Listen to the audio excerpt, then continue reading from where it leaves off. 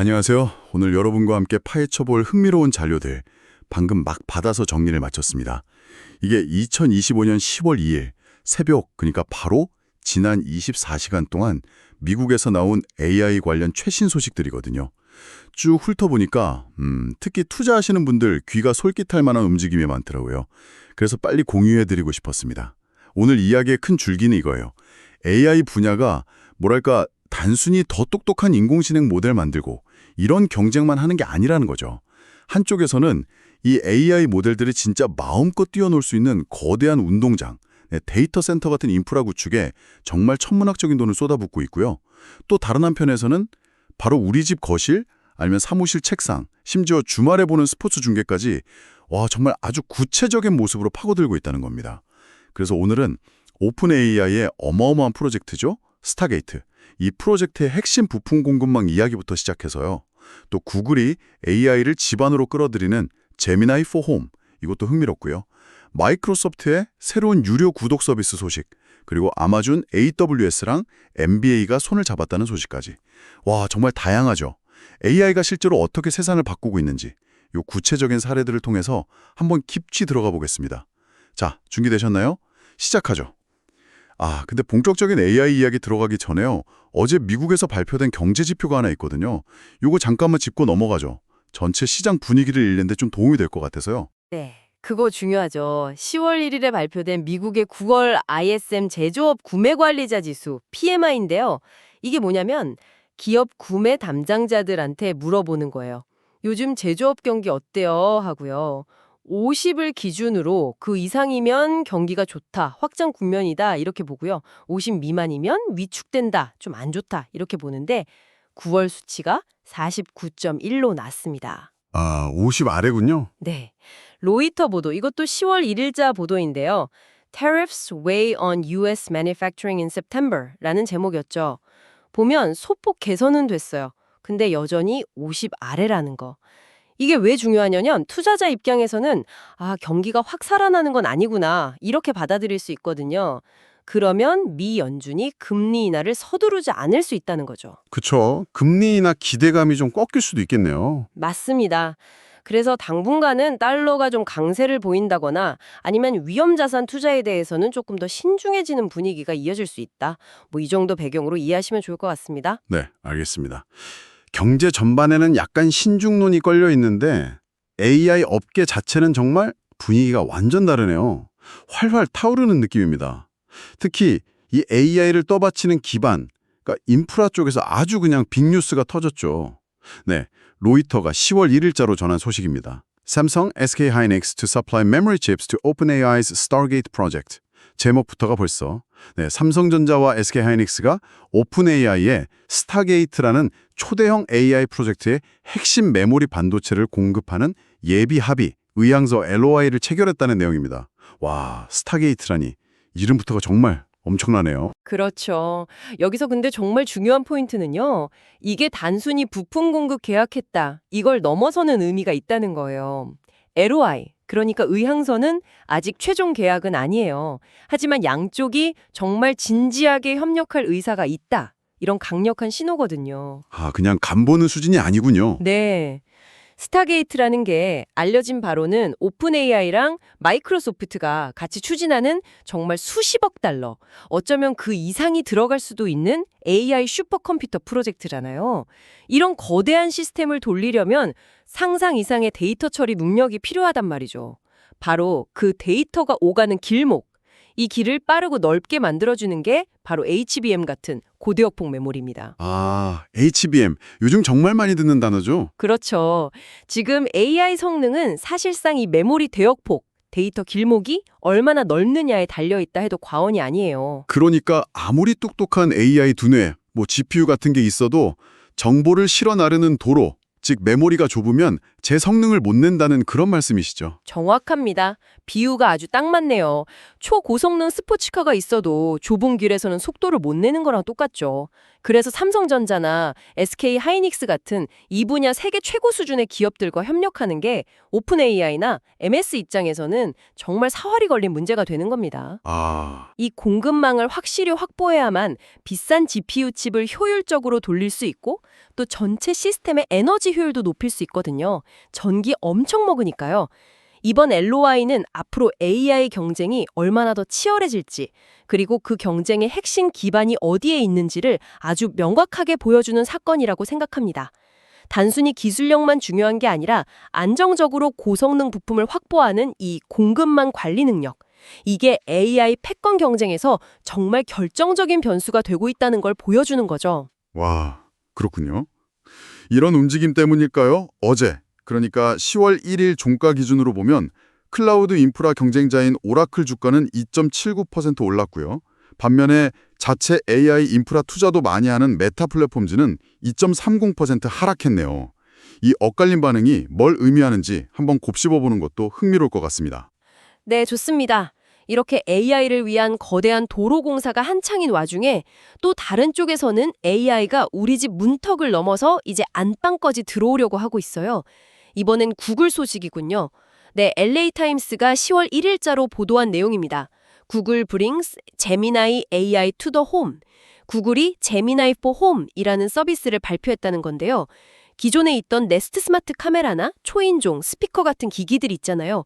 여기에 구글의 AI 모델 제미나이를 심어서 기능을 확 강화한다는 거예요. 네, 이게 단순히 헤이 구글, 불 켜줘 이런 음성 명령 좀 더 잘 알아듣게 되는 수준, 이걸 넘어섭니다. 구글의 목표는요, 집안에 있는 다양한 기기들이 수집하는 정보들, 예를 들면 카메라 영상, 마이크 소리, 각종 센서 데이터 같은 것들을 AI가 종합적으로 이해하는 거예요. 그래서 사용자가 굳이 묻기 전에 AI가 알아서 필요한 정보를 먼저 알려주거나 어떤 조치를 취하는 거죠. 진짜 스마트 비서를 만들겠다는 겁니다. 예를 들면 어떤 걸까요? 예를 들면 아이들이 학교에서 집에 돌아왔는데 현관 앞에 좀 낯선 사람이 계속 서성이고 있다. 이런 복합적인 상황 있잖아요. 이런 걸 AI가 인지해서 사용자에게 알려주는 식이죠. 와, 이건 진짜 영화 속 한 장면 같은데요. 이게 가능하려면 기기 자체에서 AI가 돌아가야 하는 건가요? 바로 그 지점을 잘 짚어주셨어요. 그게 중요합니다. 과거의 스마트홈은 대부분 기기가 데이터를 클라우드로 보내면 저 멀리 있는 서버에서 분석해서 명령을 다시 내려주는 방식이었잖아요. 네, 그랬죠. 약간 반응이 느릴 때도 있었고요. 맞아요. 그런데 이 제미니 포 홈은 기기 자체에서 AI가 돌아가는 온 디바이스 AI를 강조합니다. 이렇게 하면 반응 속도가 훨씬 빨라지고요. 혹시 인터넷 연결이 좀 불안정해도 기본적인 기능은 작동하고, 또 아무래도 민감한 집안 데이터가 외부로 덜 나가니까 프라이버시 측면에서도 좀 더 유리하죠. 아, 장점이 많네요. 그랬죠. 스마트홈이 단순히 원격 제어하고 이런 단계를 넘어서서 집이라는 공간 자체를 AI가 이해하고 스스로 작동하는 단계로 진화하는 아주 중요한 전환점이라고 볼 수 있습니다. 물론 그만큼 더 많은 사용자 데이터가 구글 생태계 안으로 들어오게 되는 그런 측면도 있긴 하겠죠. 네, 이런 기대감 덕분인지 구글의 모회사죠. 알파벳 주가는 10월 1일에 0.73% 상승하면서 장을 마쳤습니다. 집안에서의 AI 경쟁, 이게 정말 본격화되는 신호탄 같습니다. 자, 집에서는 구글 AI가 이렇게 활약을 예고했는데 그럼 우리가 일하는 환경은 어떨까요? 이번엔 마이크로소프트 차례입니다. 여기도 AI 비서를 본격적으로 이제 판매하기 시작했군요. 네, 이것도 로이터가 10월 1일자로 전한 뉴스입니다. Microsoft launches 365 Premium with Copilot AI Assistant. 마이크로소프트가 개인 사용자를 위한 새로운 구독 서비스 마이크로소프트 365 프리미엄을 월 19.99달러에 출시했다는 소식이에요. 네, 이 서비스의 핵심은 역시 코파일럿이죠. 워드나 엑셀, 파워포인트 같은 MS 오피스 프로그램 안에서 글쓰기 도와주고 데이터 분석해주고 발표 자료 뚝딱 만들어주고 이런 AI 비서잖아요. 네, 저도 써봤는데 정말 신기하더라고요. 그렇죠. 기존에도 코파일럿 기능이 일부 제공되긴 했었어요. 그런데 이번 프리미엄 구독은 그 사용량 제한을 확 풀고 더 강력한 기능을 제공하면서 본격적으로 유료화에 나선 겁니다. AI 기술 개발에 정말 막대한 투자를 했잖아요, MS가. 이제는 이걸 확실한 수익 모델로 연결하겠다. 이런 의지를 보여주는 거죠. 그러니까 기존 오피스 사용료에 더해서 AI 비서 사용료를 추가로 받겠다 이런 거네요. 투자자 입장에서 보면 사용자당 평균 수익, 그 ARPU라고 하죠. 그게 높아질 수 있겠다 이런 기대가 생기겠네요. 정확합니다. ARPU 증가는 투자자들이 정말 중요하게 보는 지표거든요. 마이크로소프트는 이미 전 세계에 수억 명의 365 구독자를 확보하고 있잖아요. 그렇죠. 기반이 탄탄하죠. 네, 이 사람들을 대상으로 AI 기능을 추가 판매하는 이른바 업셀링 전략이 성공한다면 정말 상당한 매출 증대를 기대할 수 있습니다. 다만 한 달에 $20, 우리 돈으로 하면 거의 3만 원 가까이 되는 추가 비용인데 이게 개인 사용자들에게 얼마나 매력적으로 다가갈지는 좀 지켜봐야겠죠. 그렇죠. 그만한 가치를 느끼게 해야 할 텐데요. 맞습니다. 코파일럿이 정말 이거 없으면 안 되겠다 할 수준의 생산성 향상을 제공한다는 것을 사용자들이 체감하게 만들어야 할 겁니다. 근데 MS는 이미 기업 시장에서는 코파일럿을 무료로 제공하면서 성공 가능성을 어느 정도 봤거든요. 그래서 이제 개인 시장으로도 확대하는 전력을 펴는 것으로 보입니다. 네, 마이크로소프트 주가 역시 이런 전략에 대한 기대를 반영하면서 10월 1일 0.35% 상승 마감했습니다. 자, AI 인프라, 집, 사무실, 점점 영역이 넓어지네요. 이제는 우리가 쉬고 즐기는 시간, 여가 시간까지 AI가 파고들고 있습니다. 이번은 아마존이랑 스포츠계의 만남이네요. 네, 이것도 로이터의 10월 1일자 보도입니다. Amazon's AWS strikes AI cloud partnership with NBA. 아마존의 클라우드 서비스죠. AWS가 미국 프로농구 리그 NBA와 AI 및 클라우드 분야에서 파트너십을 맺었다는 내용입니다. 여기서 주목할 점은요. 이게 단순하게 클라우드 서버 빌려줄게 이런 계약이 아니라는 거예요. 생성형 AI를 활용해서 농구 팬들의 경험을 완전히 바꾸겠다. 이런 아주 야심찬 계획이라는 겁니다. 오, 생성형 AI로 농구 중계를 바꾼다고요? 어떻게 하는 거죠? 예를 들면 이런 거죠. 경기 영상을 AI가 실시간으로 분석해요. 그래서 특정 선수, 예를 들어 손흥민, 농구니까 르브론 제임스 할까요? 르브론 제임스의 하이라이트 장면만 자동으로 싹 편집해서 보여주는 거죠. 아니면 팬들이 원하는 관점에서 예를 들면 선수 바로 뒤에서 보는 시점이라든지 이런 맞춤형 중계 화면을 제공할 수도 있고요. 또 과거의 명경기 데이터를 AI가 학습해서 완전히 새로운 방식의 콘텐츠, 예를 들면 조던 벌스 르브론 가상 대결 분석 이런 걸 만들 수도 있겠죠. 와, 그럼 제가 좋아하는 선수 득점 장면만 골라서 바로바로 볼 수도 있고 심지어 게임처럼 내가 원하는 각도에서 경기를 볼 수도 있게 되는 건가요? 네, 궁극적으로는 그런 방향으로 나아갈 수 있다는 겁니다. 대단하죠? 이게 바로 스포츠 중계처럼 실시간으로 엄청난 양의 데이터와 영상 처리가 필요한 분야에서 클라우드 기반 AI가 얼마나 강력한 도구가 될 수 있는지를 보여주는 대표적인 사례라고 할 수 있습니다. 그렇군요. 컨텐츠를 만들고 배포하는 과정을 자동화하고 또 개인화해 주니까 팬들에게는 완전히 새로운 즐거움을 줄 수 있고요. 방송사나 리그 입장에서는 비용도 절감하고 또 새로운 수익 창출 기회도 얻을 수 있는 거죠. AWS 입장에선 어떨까요? NBA라는 아주 상징적인 파트너를 확보했잖아요. 이걸 통해서 미디어 및 엔터테인먼트 분야의 클라우드 시장에서 리더십을 더 공고히 하려는 그런 전략으로 풀이됩니다. 다른 스포츠 리그나 엔터테인먼트 회사들한테 우리 NBA랑도 이렇게 한다. 보여주는 효과가 있겠네요. 그렇죠. 유사한 계약으로 이어질 가능성도 충분히 높다고 봅니다. 네, 아마존 주가도 이런 긍정적인 전망에 힘입어서 10월 1일 0.47% 상승 마감했습니다. 자, 오늘 살펴본 소식들을 쭉 종합해보면 AI가 정말 사회 전방위적으로 확산되고 있다는 게 피부로 느껴지는데요. 그럼 투자 관점에서 이 흐름을 어떻게 읽어야 할까요?